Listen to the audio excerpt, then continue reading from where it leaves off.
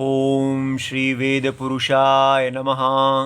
नमस्कार। Class number 230 Shrimad Bhagavad Gita जी शंकराचार्य जी के भाष्य के अनुसार आरंभ किया जाता है। ओम श्री सीतारामचंद्राभ्याम नमः। नमो गुरुभ्यः। अथ काल देवता श्री संवत् 2081 श्रावण शुक्ल पक्षः त्रयोदशी शनिवारः पूर्वाषाढ़ा नक्षत्रं दक्षिणायनं वर्षा ऋतुः। ओम तत्सत् श्री शंकराचार्याय गुरवे नमः।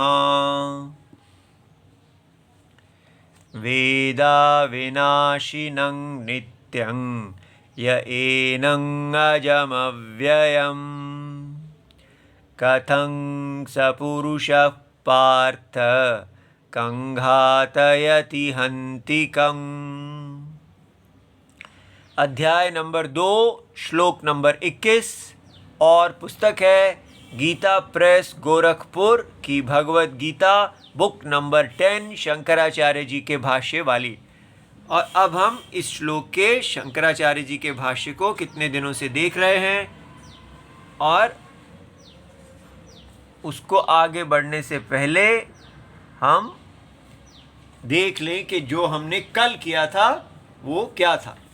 उसके आधार पर एक प्रश्न उठाया जाता है। प्रश्न क्या है कि स्वधर्म पटरी से गिरी हुई रेल पुनः स्वधर्म पटरी पर कैसे आएगी। अब हमने ये बात देखी है कि हमारी जो वैदिक स्वधर्म है, वेदोक्त स्वधर्म जो वर्णाश्रम धर्म आधारित है, वो रेल हमारी जो है वो पटरी से गिर गई। तो उसको वापस अगर हमने पटरी पर लाना है तो हमें क्या करना होगा। ये देखिए, कल जो हमने देखा है कि भगवद गीता पूरा वैदिक शास्त्र वेद शास्त्र 2 विभाग कर रहा है। सत्य का अविद्वान जो अविद्या है जिसके पास, और सत्य का विद्वान। अविद्वान के लिए एक धर्म है और विद्वान के लिए एक धर्म है। तो वेद जो हैं 2 धर्मों का प्रतिपादन करते हैं। सत्य परम सत्य के अविद्वान को एक धर्म बताते हैं और एक धर्म विद्वान को बताते हैं।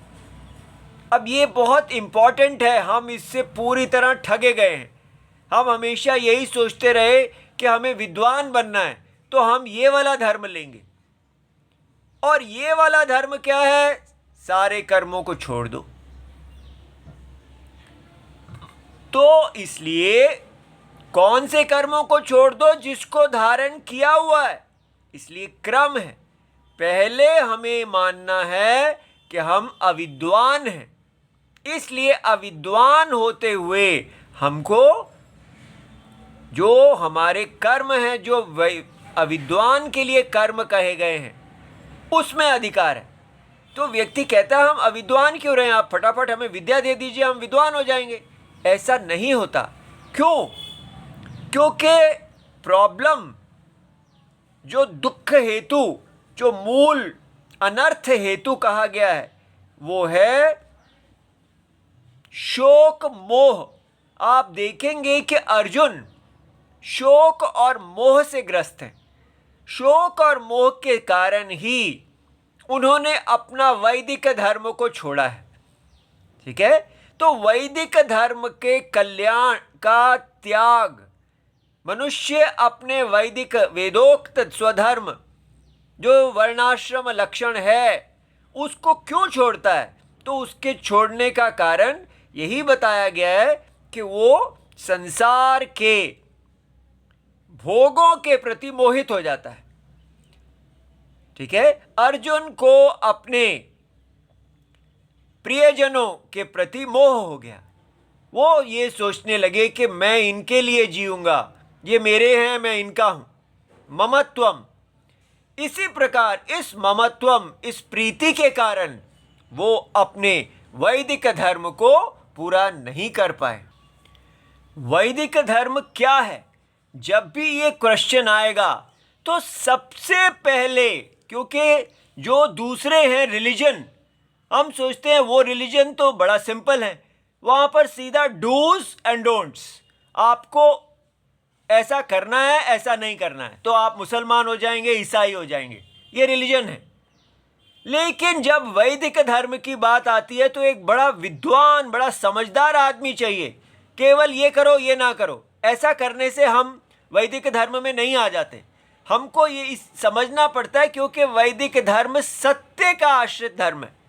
इसलिए जब तक हम इनको नहीं समझेंगे कि ये कौन है, तब तक वैदिक धर्म नहीं पालन किया जा सकता।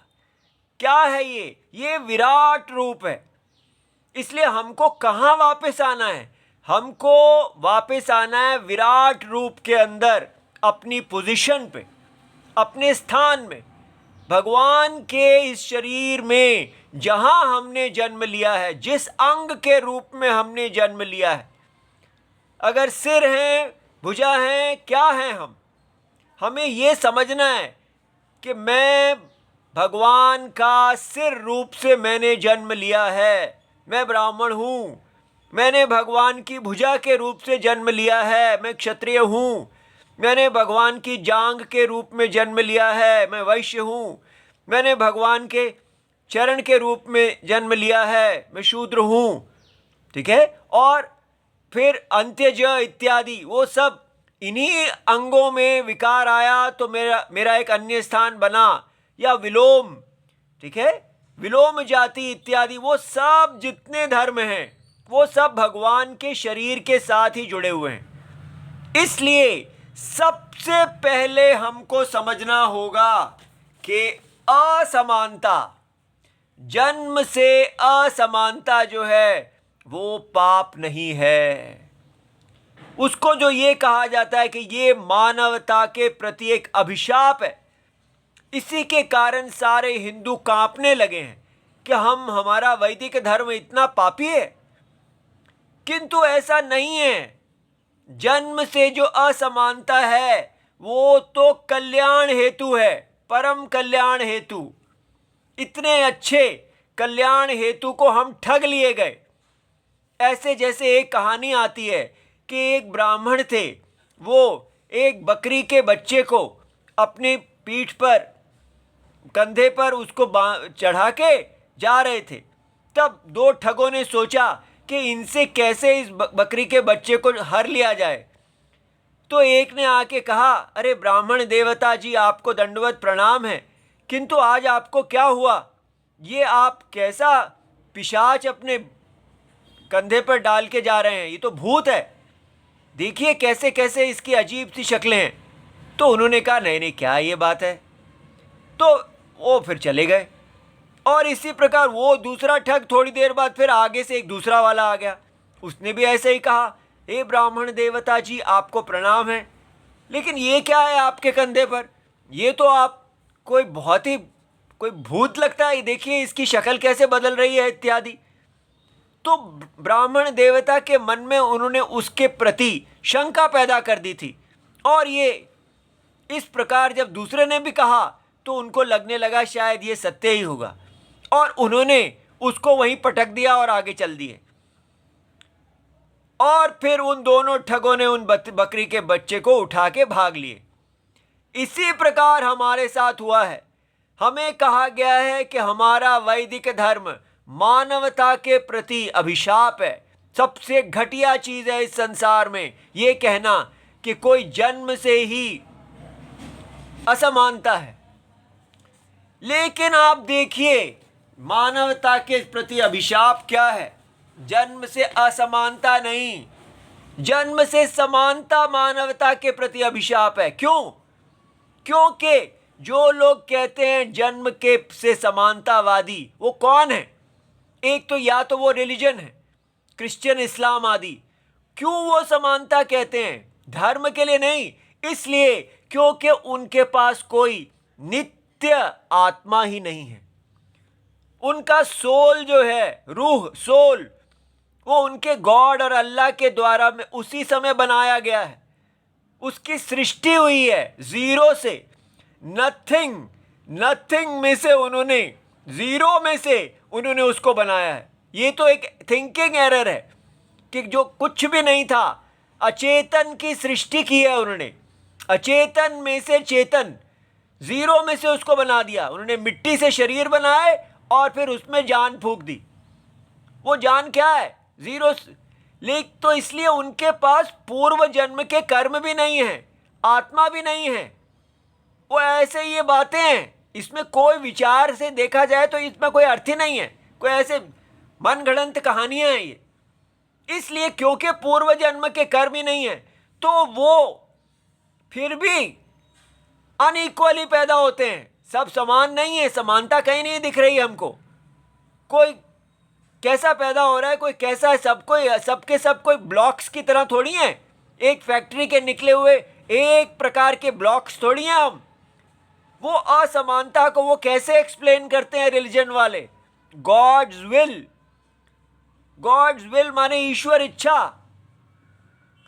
तो उसमें क्या हो जाता है? उनके ईश्वर पे कितना बड़ा दोष है कि उनके ईश्वर एक छोटी बच्ची का रेप करवा देते हैं। क्यों उनका ऐसा हो गया? God's will. और कोई रेपिस्ट बन जाता है, क्यों? God's will. क्योंकि पूर्व जन्म कर्म है ही नहीं। इसलिए अगर हर व्यक्ति समान स्टार्ट होता है, ब्लैंक स्लेट, वो ऐसा है ही नहीं। तो ब्लैंक स्लेट नहीं है, पीछे से जो आया है उनके लिए पूर्व जन्म कर्म नहीं होने से, पूर्व संस्कार भी नहीं होने से, सब कुछ भगवान अल्लाह गॉड के द्वारा बनाया हुआ। तो हमें देखना चाहिए कि ये समानता जो वो कह रहे हैं, उसकी असमानता को वो कैसे एक्सप्लेन कर रहे हैं कि गॉड की मनमर्जी है, किसी को दुख किसी को सुख। कितना क्रूर है ये गॉड जो इस प्रकार कर रहा है, इतना दुख दे रहा है। उसके हाथ में यदि गॉड के था तो क्यों नहीं एक सुखमय सृष्टि को बनाया? तो हमको ये देखना चाहिए कि यहां पर एक्सप्लेनेशन कितनी घटिया है। और अब साइंस की एक्सप्लेनेशन देखिए। अगर साइंस हमको कहती है कि नहीं, केवल प्रत्यक्ष और अनुमान ही है, कोई गॉड नहीं है, कोई ईश्वर नहीं है, तो फिर क्या होता है? इनके पास भी कोई आत्मा नहीं है। ये हमको कहते हैं कि आप बस सेल्स, केमिकल्स के रिएक्शन इत्यादि के मिलने से आप अचेतन चेतन हो जाता है, अचेतन से चेतन। इनके पास भी कोई आत्मा नहीं है जो पुनर्जन्म को प्राप्त होती है, जो पूर्व जन्म में अपने कर्मों को करती है, जो कुछ पूर्व जन्म के संस्कार लाती है। कोई एक्सप्लेनेशन नहीं है इनकी कि दो भाइयों में अलग अलग क्यों उनके मन होते हैं, सब लोग अलग अलग क्यों सोचते हैं? क्योंकि ब्लैंक स्लेट हम नहीं पैदा हो रहे। और इसलिए ये लोग क्या कर रहे हैं? क्यों है वेरिएशन? क्योंकि केमिकल्स में है कुछ, बाय चांस। सारी सृष्टि के पीछे एक चांस है, कोई डिजाइन नहीं है, केवल चांस। ठीक है, बस ऐसे ही हो गया। तो ये कोई जस्टिस है? ये कोई एक्सप्लेनेशन है? इसलिए और इसके बाद भी हमारे पास बचता क्या है? ये लोग क्या कहते हैं? आपके पास बचता है केवल वो एक कल्पना किए हुए अल्लाह और जो गॉड हैं उनके किंगडम को फैलाना, उनका विस्तार करना, और जो लोग नहीं पूजा करते हैं आपकी, उनको खत्म करना, नाश करना। कितना घटिया धर्म है ये। ठीक है, सारी दुनिया में ये को रुला रहा है इनका ये धर्म की परिभाषा। हमें देखना चाहिए इसको। और ये साइंस का धर्म देखिए, साइंस कहती है बस धर्म क्या है? प्रैक्टिकल, अपने मजे के लिए कंज्यूमरिज्म। ऐसे कंज्यूम करो कि आप सस्टेनेबल कंजम्पशन, बड़ा यूनाइटेड नेशंस लगता है कि ऐसे कंज्यूम करो कि आपकी गाय भी ना मरे और आप दूध भी निकालते रहो। Intelligent milking. अगर इंटेलिजेंट मिल्किंग, सोच समझ के दूसरे का दोहन करना, ये तो चालाकी है, अवसरवादी है। पति पत्नी का इंटेलिजेंट मिल्किंग करेंगी, पत्नी पति का इंटेलिजेंट मिल्किंग करेंगे, कहीं प्यार रहेगा? हम सब चालाक होके इंटेलिजेंट मिल्किंग ही करते रहेंगे। कंज्यूमरिज्म, अपॉर्चुनिज्म, अवसरवादी, उपभोक्तावाद सारी पृथ्वी का नाश करने वाला ये साइंस का वाद है, जो ये मानता है कि आत्मा नहीं है। रिलीजन भी मानता है कि कोई आत्मा नहीं है, कोई पुनर्जन्म नहीं है। और इसको हमने बहुत सुंदर मान लिया और किसको छोड़ दिया? अपने वैदिक धर्म को छोड़ दिया। ठीक है, इसलिए हमको समझना है कि ये हमारे साथ जो धोखा हुआ, ये जो हम ठगे गए कि असमानता जो है ये गलत है। अगर आप समानता को मानते हैं तो सब लाइफ एक रैट रेस बन जाती है। समानता, असमानता बिल्कुल जस्टिस है, उसमें कोई दोष नहीं है। हर व्यक्ति, भगवान ही पैदा हो रहे हैं। देखो ये समानता कितनी कमाल की है। आत्मा सब एक है, एक सत्यम, उस सत्य का एक शरीर, और अज्ञान के कारण वही परमात्मा राम जी एक विराट शरीर को धारण करते हैं और उसी के अंदर अनेक प्रजा, उन्हीं की ये माया, अविद्या कल्पित रूप, अविद्या के कारण, नहीं जानने के कारण, अज्ञान के कारण वहां एक रूप दिख रहा है। तो उसमें असमानता तो है ही, लेकिन किस बेसिस पे है? ना गॉड्स विल, ना केमिकल्स, ना कोई चांस, आत्मा के अपने पूर्व जन्म कर्म और उसके मन के संस्कार। कितना सुंदर है ये justice. As you sow you reap, यथा बीजम तथा फलम। कितना सुंदर है ये। हर व्यक्ति अपनी पोजीशन पे है और अपनी पोजीशन में भी वो यज्ञ के अंदर जन्म लिया है। कोई दुख नहीं है। आप ब्राह्मण हो या सिर हो या पैर हो, है तो शरीर के अंदर। या अगर शरीर के प्रति अपराध किया तो बाहर, तो भी शरीर से ही जुड़े हुए हैं। वो ही एक ही राम सीता अनेक हो गए हैं। इसलिए राम जी अगर चरण रूप से जन्म लेते हैं तो चरणों का काम करते हैं। कितनी डिग्निटी है यहां पर। एक भगवान सीता राम ही हर जगह है, तो गॉड कोई बाहर नहीं बैठा हुआ, स्वयं भगवान ही हैं हम सब। एक डिविनिटी, सारा जगत केवल नारायण है और नारायणी है। इतने सुंदर को हम छोड़ के क्या लेके पकड़ के बैठ गए? बाजारवाद या रिलीजनवाद। इसलिए अब टाइम है घर वापसी करने का। आजकल कहा जा रहा है कि भारत को अगर हमने इस इस्लामवाद, क्रिश्चियनिटीवाद इत्यादि से बचाना है तो हमको राष्ट्रवाद होना चाहिए, नेशनलिज्म। लेकिन वो राष्ट्रवाद हमको कैसा चाहिए? धर्म अविरुद्ध, जो वैदिक धर्म के विरुद्ध नहीं होना चाहिए। अगर ये राष्ट्रवाद हमें कहेगा कि सारे वर्णाश्रम को नष्ट कर दो, हम सब केवल भारतीय हैं, तो ये राष्ट्रवाद धर्म के विरुद्ध होने से, सत्य के विरुद्ध होने से विनाश का हेतु होगा। हमको राष्ट्रवाद चाहिए ऐसा। ये है हमारा राष्ट्रवाद। ये पूरे भारत को ही नहीं, पूरी सृष्टि को एक पुरुष, एक सीताराम बना देगा। हम हैं बच्चे सीताराम के, इसलिए हम सिर, हाथ, पैर इत्यादि हैं। हमको ये मत कहो कि हम सब एक ही, सब एक फैक्ट्री के डब्बे हैं। भारतवासी, भारत नाम की एक फैक्ट्री है जिसके अंदर साबुन के स्क्वायर्स बनते हैं, बस स्क्वायर स्क्वायर स्क्वायर स्क्वायर, चतुर्भुज। ऐसा नहीं है।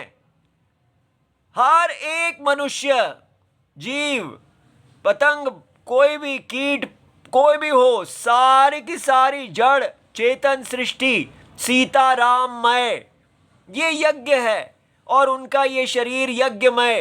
हर एक्शन यज्ञ में आहुति। कितना सुंदर है। आप देखिए किसको भारत ने छोड़ दिया, केवल एक हेतु देने के कारण कि असमानता बाय बर्थ, कि जो जहां पर इनइक्वालिटी है, इनइक्वालिटी बाय बर्थ को हम स्वीकार नहीं करेंगे। इनइक्वालिटी बाय बर्थ को अगर आप स्वीकार नहीं करते तो फिर आपको अपने आप को शरीर मानना पड़ेगा। आपको कहना पड़ेगा कि हम जीरो से स्टार्ट हो रहे हैं, और यही सारी गलती हो जाएगी। सब कुछ, पूरा अपना वैदिक हिंदुइज्म हमने इसके कारण नष्ट कर लिया। इससे बाहर निकलने का समय आ गया है। हमको अब बड़ी खुशी से कहना चाहिए कि मैं राम जी का सिर हूँ, मैं राम जी की भुजा हूँ, मैं राम जी का जांग हूँ, मैं राम जी के पैर हूँ, ये पूरी सृष्टि सीताराम है।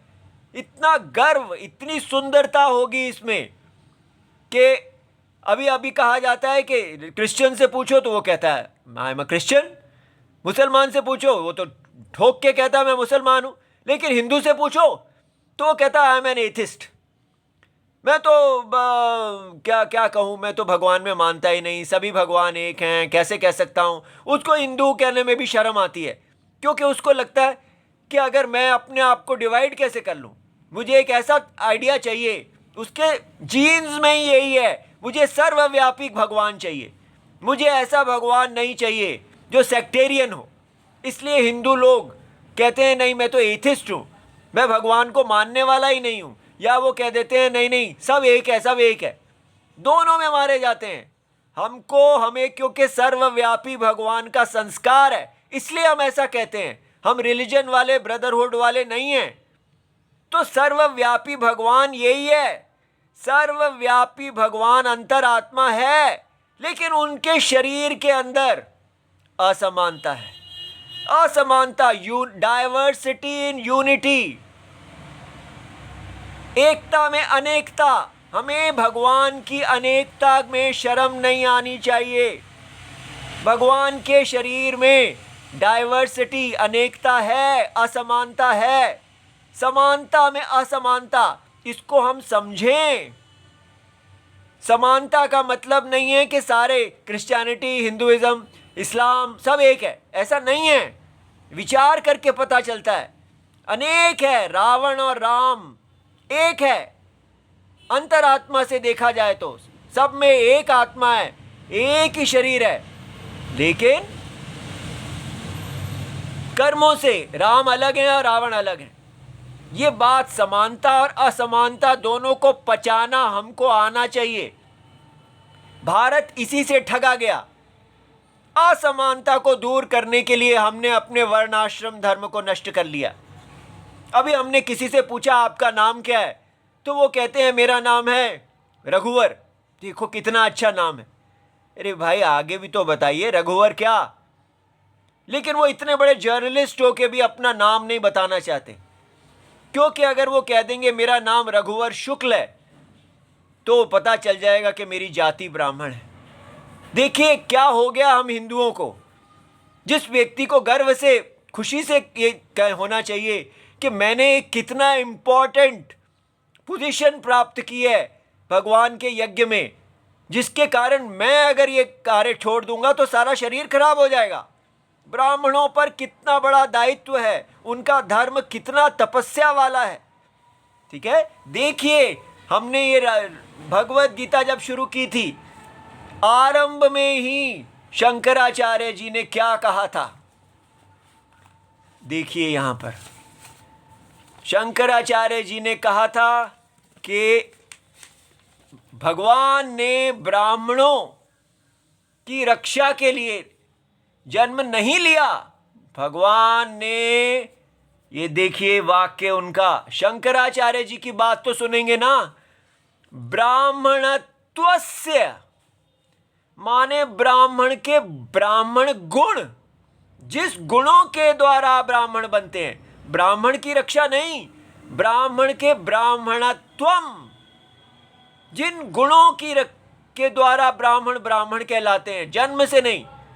इसलिए वो ब्राह्मण जो जन्म से घर में पैदा हुए हैं, जब उनको शिक्षा मिलती है कि ब्राह्मण धर्म का महत्व क्या है, वो पूरे समाज के लिए, भगवान के पूरे वपु के लिए ब्राह्मण कितने इंपॉर्टेंट हैं, तो कहते हैं कि ब्राह्मणत्वस्य ही रक्षणेन रक्षितः स्यात् वैदिको धर्मः। केवल अगर ब्राह्मण के ब्राह्मणत्व की रक्षा की जाए, उनको वेद अध्ययन, वेद रक्षा और समाज का गुरु होने का योग्यता दे दी जाए, तो हमारा पूरा वैदिक धर्म जो है वो रक्षित हो जाएगा। तद अधीनत्वात् वर्णाश्रम भेदा नाम, क्योंकि ब्राह्मण के ही ब्राह्मणत्व बार बार, ऐसा ब्राह्मण नहीं जिसमें ब्राह्मणत्व ही नहीं है, जो देखने से ही उनके अंदर, जैसे शिक्षित, सिर्फ शिक्षित नहीं, साक्षात भगवान राम, तो वो ही हमको बताएंगे। इसलिए भगवान श्री कृष्ण का जन्म इस रक्षा के लिए हुआ, वो कह रहे हैं। तो ये बात समझनी है हम सबको, अपने वर्णाश्रम धर्म को बहुत ही सुंदर समझना चाहिए।